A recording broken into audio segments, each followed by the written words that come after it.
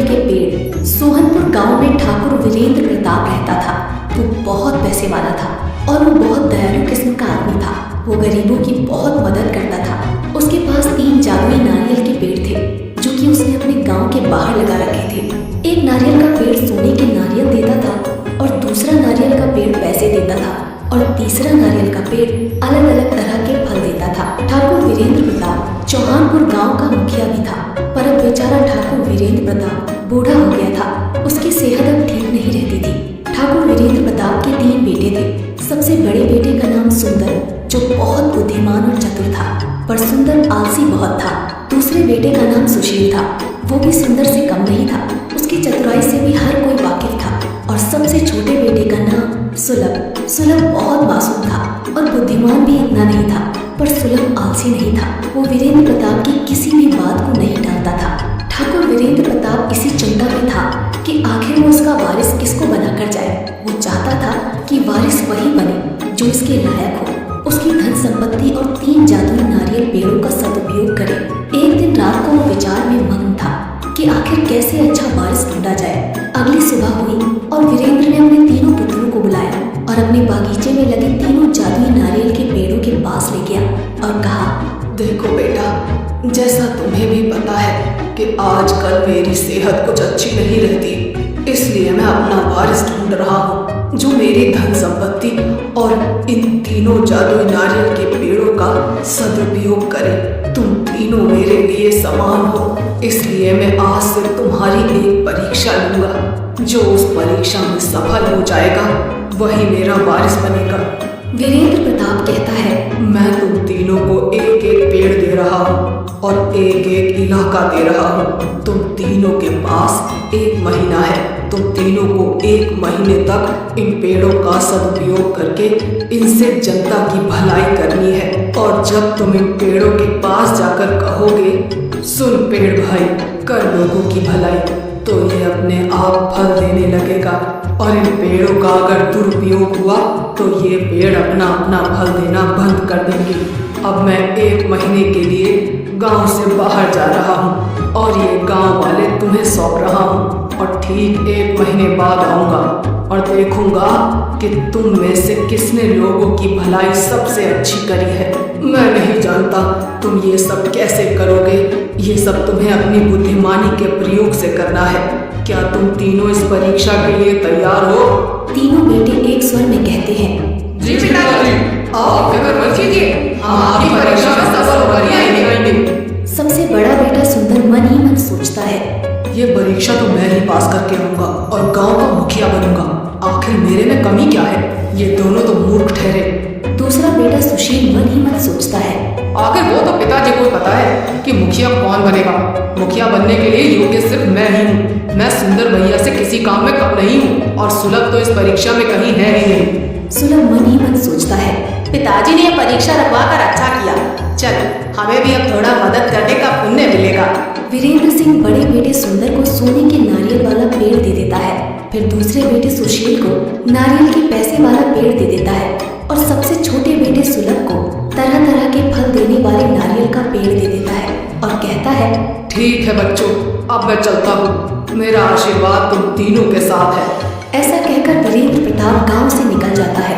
अगली सुबह होती है। तीनों बेटे अपने अपने पेड़ के पास चले जाते हैं। सुंदर सोने के नारियल वाले पेड़ के पास जाता है और सोचने लगता है कि अब लोगों की भलाई मैं इससे कैसे करूं।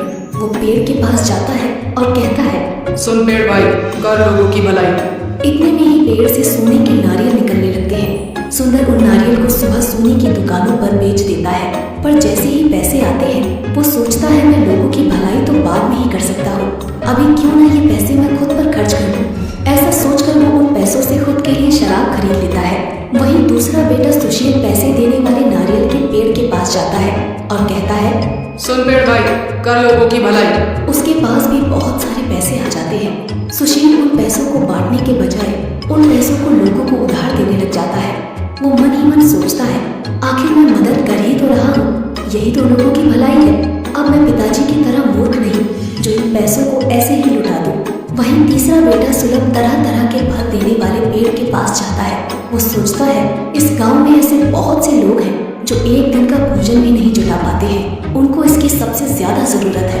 फिर सुलभ पेड़ के पास जाता है और कहता है, सुन पेड़ भाई, कर लोगों की भलाई। इतना कहते ही पेड़ से तरह तरह के फल निकलने लगते हैं। सुलभ उन फलों को गरीबों में बांट देता है। सुलभ अब रोज ऐसा ही करने लगा। वो पेड़ के पास जाता, मंत्र पढ़ता और उसमें से जो फल निकलते वो उन फलों को गरीबों में बांट देता। उसे लोग बहुत दुआ देकर जाते। वहीं सुंदर तो बहुत शराबी हो गया और उस पेड़ से जो भी सोने के नारियल निकलते उनको बेचकर शराब पी लेता था। उसकी सेहत भी अब बहुत खराब हो गई थी। दूसरा बेटा सुशील, वो तो मानो गरीबों की मदद करने के बजाय उन पर जुल्म ढाने लगा था। सुशील पैसे तो दे देता, पर अगर किसी ने उसके पैसे वापस देने में देरी कर दी तो उनको मारता पीटता, उन पर जुल्म करता था। ऐसे ही धीरे धीरे 1 महीना बीत गया। ठीक 1 महीने बाद ठाकुर वीरेंद्र प्रताप गांव लौटता है। वो बहुत उत्सुक रहता है क्योंकि उसे आज पता चलने वाला था कि उसका वारिस कौन है। वो सोच रहा होता है कि मेरे तीनों बेटे ने कमाल कर दिया होगा, गांव में तो रंगत होगी। वीरेंद्र सबसे पहले सुंदर के इलाके में जाता है। वो वहाँ बाहर लोगों से पता करता है तो उसे मालूम पड़ता है कि सुंदर कभी इस इलाके में आया ही नहीं। वो तो सिर्फ शराब पीकर एक जगह पड़ा रहता है। अपने बड़े बेटे के बारे में ऐसी बातें सुनकर वीरेंद्र को बहुत धक्का लगता है। उसने कभी सोचा भी नहीं था कि उसका सबसे बड़ा बेटा सुंदर इतना बुरा नाम कमाएगा। खैर, फिर वो अपने दूसरे बेटे सुशील के इलाके में जाता है। वहाँ जाकर तो वो चौंक जाता है। सुशील इलाके में तो आता था, पर वो सिर्फ वसूली करने के लिए। सुशील के नाम से गांव वाले लोग बहुत डरते थे। उसका नाम सुनकर ही कांपने लग जाते थे। अपने बेटे के बारे में ऐसी बातें सुनकर वीरेंद्र को बहुत दुख होता है। वीरेंद्र वहाँ से आगे बढ़ता है और सुलभ के इलाके में जाता है और वो वहाँ देखता है कि सुलभ के इलाके में खुशहाली है। लोग मस्ती से अपना काम कर रहे हैं और सुलभ को दुआएं दे रहे हैं। सुलभ की तारीफ सुनकर वीरेंद्र का मन बहुत खुश होता है। वीरेंद्र फिर सीधा अपने घर जाता है और अपने तीनों बेटों को अपने कक्ष में बुलाता है। तीनों बेटे वीरेंद्र के पास जाते हैं। सुंदर और सुशील वीरेंद्र को देखकर उनके चरणों पर गिर जाते हैं और कहने लगते हैं, पिताजी, हमें माफ कर दीजिए पिताजी, हम लोगों की भलाई नहीं कर सके। आपने जो हमारी परीक्षा ली, हम उस पर भी खरे नहीं उतरे। हमारे दुरुपयोग करने से वो पेड़ भी गायब हो गया। सुंदर और सुशील, तुम दोनों को अपने छोटे भाई सुलभ से कुछ सीखना चाहिए। उसने कितने अच्छे से अपने इलाके को संभाला और गांव वालों की भलाई करी। इतना कहकर वीरेंद्र सुलभ को अपने पास बुलाता है। सुलभ, इधर आओ बेटा। जी पिताजी। सुलभ, मुझे बिल्कुल भी उम्मीद नहीं थी कि तुम इस परीक्षा में पास हो जाओगे, पर तुमने साबित कर दिया कि तुम ही मेरे असली वारिस हो। शाबाश बेटा, शाबाश। नहीं पिताजी, मैंने ये सब वारिस बनने के लिए नहीं किया। मैंने ये सिर्फ लोगों की भलाई के लिए किया। और जब मेरे बड़े भाई सुंदर हैं तो उनके रहते मैं वारिस नहीं बनना चाहता। वाह बेटे वाह, तुम तो बेशकीमती हीरा निकले। तुम्हारी सोच को तो तुम्हारे पिता नमन करते हैं। तुम इस परीक्षा में पास हुए हो, इसलिए असली वारिस तुम